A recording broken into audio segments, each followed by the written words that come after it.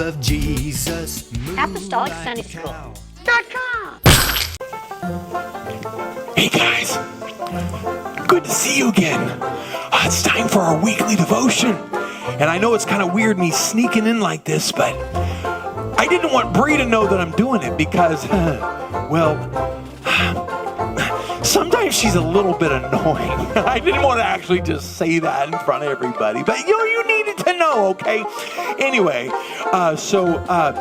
don't tell her that we've started, okay? We're going to do the weekly devotion completely without her, okay? Now, in a second, we're going to get started, but I got to get something real quick, and okay, man, where is it? Okay. Where did you come from? How did you scared me. I'm so happy you're here. Oh, thank you. I'm sorry, I was kind of running a little bit late. But man, I've got a really cool story that I think you'd really like. How about it, guys? I've kind of already started. Like started? Yeah. How long have you guys been watching? Okay, I got to admit something. I'm sorry. I think it's time to play some confessional music because I started without you. I was hoping you would be so late that you couldn't be here for the weekly devotion because I'm really sorry and I called you annoying on camera. I'm sorry. So you started without me? And I called you annoying on camera. On camera? I did. I totally did. I was kidding. Well, of course you were kidding because I'm never, ever annoying. No. Yeah. Not at all. Anyways, like I was going to tell you before you spooked me earlier, I have a story. Do you want to hear it? No. No? Not that. No, yes, I do. I just remembered what we're talking about today for the lesson, and I've blown it really bad. Oh, we were supposed to start because we're talking about... starting on time. No, I know. I'm sorry. No. That was my New Year's resolution, and it's already October. I'm working on it. Not that. Oh. We're talking about watching the words you say and how you treat people. I'm sorry. I shouldn't have called you annoying. I really am sorry. I'm sorry. Do you forgive me? I really don't want to be like that. Yeah, no, I'm sorry. It's okay. I forgive you. All right. I totally understand. I can be sometimes a little bit. A little bit? A lot? Oh, I did it again. Okay, maybe sometimes, like half the time, I can be a little... Okay, all right. I'm sorry. I really did. Okay, I'm not going to do this anymore. I'm going to be super nice. All right. Hey, Bree, why don't you go ahead and start us off today? I've already did the intro, so let's do the whatever. Wait, whoa. It is 9:53. No. The next thing that we're doing on the weekly... Come on, Bree. We practice this. Oh, my goodness. I did it again. I'm so sorry. Guys, I'm not meaning to be testy. I'm sorry. It's been a long day. I'm just tired, and I'm a little bit cranky. And, are you hangry? A little bit hangry. Yeah, sorry. I'm sorry, Bree. Okay, forgive me. I have goldfish in my bag. Oh, now you're just heaping coals of fire on my head. Okay, why don't you just do the next thing, and I'm good. Go ahead. Oh, okay. Maybe this will distract. Okay, since you're hangry, I have a story for you. Hey, someone here just gave me Cheez-Its. Hold on one second. Ooh, but he didn't want my goldfish. It's cool. It's fine. Anyway, while you're telling your story... Oh, perfect. Okay, so one time, my sister went to Australia, okay? And so when... What? Oh, sorry. I'm going to just pull the microphone away. Yeah, okay. Anyway, so my sister was in Australia, right? So she had a friend over there, and they went to, like, this baking contest. But... Oh, I'm listening. That's the best. No, go ahead. I'm listening. Oh, well, I didn't want to share the story with you. No, it's really good. Okay. Yeah. Anyway, so baking she went... in Australia. Australia baking contest, Good jazz, right? So she was at this baking contest, and she had a friend. And he was, like, kind of talking about how they do these things, like, every weekend, because it's, like, a huge thing over there, right? So then they figured out what the contestants were making, and they were making meringue. And then he was like, why are they making meringue? And my sister was like... How long is this story? Oh, hold on, patience. Hey, we only got so much time. I know, if you would stop interrupting me, it wouldn't take so long. Well, if you hadn't been late, we wouldn't be... Why are you yelling at me? I get nervous. I did it again. I'm so sorry. Guys, I don't know what's wrong with me today. I'm sorry. Tell the story. Australian, baking, meringue... Yes. Go. All right, I'm sorry. Anyway, so her friend was explaining to her, like, oh, I don't know why they're making meringue. Like, it's not even a thing here in Australia. We don't even like meringue. And she's like, oh, that's interesting. I wonder how it's going to turn out. So anyway, the competition goes on and on and on, and then they finally finish making this meringue. So they give a sample to everybody that was there to try it because obviously they wanted to win. So after they gave the samples, my sister was like, oh, this is actually really good. And her friend was like, yeah, it's all right. Nah. So then it came to voting time, right? Right? Yeah. Sorry. Okay, I was just so- looking at my watch, watching the minutes. It looks new. It's very nice. Anyway, so came time to the voting time. So at voting, they got to the contestant that made the meringue, and suddenly everybody cheered. They're like, "Ah!" And my sister's friend was so surprised because he's like, "Wow, I had no idea they liked it so much." Like here in Australia, we usually boomerang.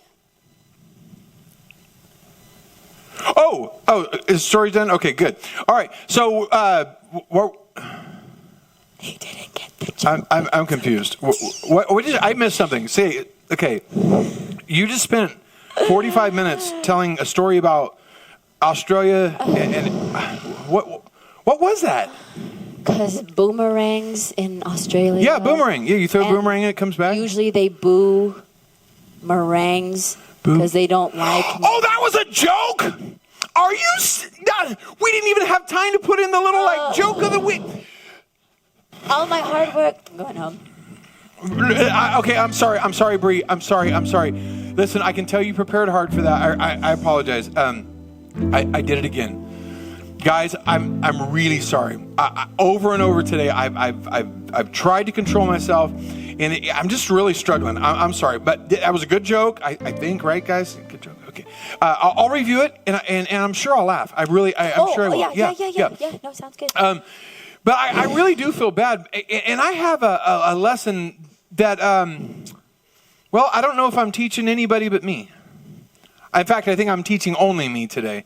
You guys can watch, but this is for me because I've been kind of a grump today. I'm sorry. It's a story. No, it's totally fine. I promise it's okay. About a boy with a bad temper. This off is not you. This story's not about me specifically, but it can apply to me today, that's for sure. Well, this boy, he had a really bad temper. Bored. Oh, okay, that was a joke. Got it. That was a good joke. Well, he had such a bad temper that when people would do things that annoyed him, he would shoot off at the mouth and say mean things, and he would hurt them with words. You know, he was just kind of a mean person. Kind of like I have been. But he talked to his dad about it because it was starting to bother him, and he knew he was hurting people, and he didn't like how he felt afterward, kind of like how I don't feel very good about myself right now. So he talked to his dad, and he said, Dad, I want to do better. I want to change. I don't want to be the way I am. Help me, Dad, to learn more about God, enough where I can stop losing my temper and saying mean things. Right, good thing. Mm-hmm. So his dad had a really weird response. He said, Son, I want you every time... He said, I'm not even telling you to stop having a bad temper. Now, that's the ultimate goal. He said, but what I want you to do is every time you lose your temper, I want you to get a nail and get a hammer, and I want you to go to the back fence, and there's a board on the top there. Oh. We just replaced it. Fence. On that board, I want you to take a nail and just knock it into the wood. And the boy said, Dad, that's the weirdest thing anyone's ever told me. He said, I know, just trust me on this, humor me. He said, and we'll see how life goes. Well, can you hold these for me for a second? Well, this boy, let me just tell you, he lost his temper almost immediately. Not with his dad, but with his mom. His mom told him to do something, and he got mad, and he said, Mom, this is not okay. And he shot off his mouth, and as soon as he did it, he go, oh, this is what Dad's talking about. He ran to the back fence, and he drove a nail into the wood. Ooh, okay. Just like that. Well... something about knocking that nail into wood actually kind of made him feel a little bit better, which is weird. Oh, okay. Well, a few minutes later, though, his sister did something that irritated him, and he said more things that were hurtful, and he called his sister some pretty mean things, and so he knocks another nail into that back fence. In just a few minutes, he had to run back there and drive another nail in. Ooh, 2 in one day? Oh, it got worse. Because Worse? soon his friends made him mad. No. And so he had to knock another nail in. And then he was at school and his teacher said something and that kind of set him off a little bit. And so he put another nail in and then another one and then another one. Let me just tell you, it was a long day. A long day of people making him upset. And he kept knocking nails into that back fence over and over again. But every time he'd knock a nail in, he'd feel just a little bit better. Yeah. But it was kind of a pain to have to go to that back fence and drive a nail in every time he got mad. Oh, yeah, I'd imagine. But he had promised his dad he would, and so he kept doing it. Okay. Well, after a couple days, he went and counted all the nails that he had driven. Couple days. All the people he had been mean to, all the people he had had a bad temper with. And in 2 days, he had 37 nails driven into that fence. 37? 37. Now, I'm not driving 37, but his fence looked like this all across the top rail. Oh, my word. That took forever. But it did something to him. Now, this is going to sound a little weird. His dad had him drive these nails in, and something about just doing that, because it was such a pain to have to run to the fence every time he got mad, he finally just kind of stopped getting so mad.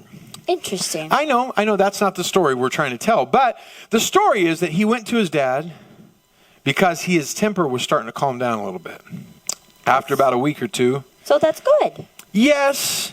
But he said, Dad, I'm feeling a little bit better. And his dad said, well, that's good. He said, son, I want you to go to that back fence and I want you to pull all those nails. Pull them all out? Pull he them has all like out. 500 of them in there. He had a lot. And so he began to pull all those nails because his dad told him to, and he said he'd do whatever his dad said. So he's pulling all the nails, and one at a time, he's getting them out. And every nail he had put in, he thinks, oh, that one was from when I got mad at sis, and that was when I got mad at my friend, and that's when I was mad at my teacher, and that's when I got mad, and all these nails are flying all over the place, and honestly, it's kind of getting him a little upset when he's pulling these nails out, and that last one wouldn't come out, and well, he got them all out, though. That's stressful. And so he went to his dad, and he said, Dad, I got them all out, and he said, that's good, son. Let's go to that back fence real quick. He said, I'm glad your temper's starting to calm down. I'm glad you're not saying the mean things that you used to say. He said, but let's go to that fence. And so he held up that board to the boy. And he said, I'm glad your temper's fixed. And I'm glad you're not saying those mean things anymore. But do you see that? It looks like Swiss cheese. There's a bunch of nail holes right there, isn't there? This is like 1, 2, there's at least 3. And you see all those wounds, the dad said. He said, every one of those is a scar you left on somebody. He said, I know you put it in a board. He said, but think about what you did to the person you said that to. Oh, no. And I'm thinking to some of the things I said today, I'm sorry. That's okay. All of those things you say, they leave scars on people.